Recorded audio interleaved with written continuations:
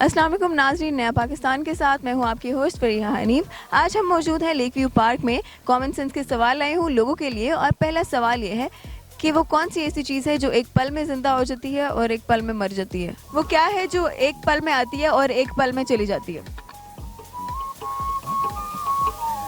एक पल में आती है और एक पल में चली जाती है। वाह,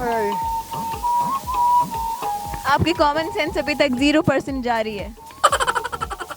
कैसे बताऊं? नहीं आता? नहीं आता। चलो ठीक है। अच्छा, मेरा सवाल आपसे ये है कि वो क्या है जो एक पल में आती है और चली भी जाती है। पाकिस्तान में तो बिजली है। नहीं, उसके अलावा एक पल में आती है और चली जाती है। हवा भी हो सकती है। हवा तो चलती रहती है, हवा तो कभी रुकती नहीं है। किसी की याद भी हो सकती है। नहीं। आ जाती है और चली जाती है। सोचे सोचे या हार मान ले। एक मिनट सोचने दे। बस आपका सोचने का टाइम खत्म हो गया।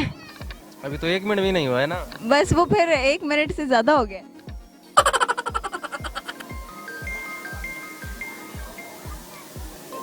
हार मान ली। ठीक है। ठीक है, थैंक यू सो मच। हमारे सवाल का जवाब है ख्वाहिशात।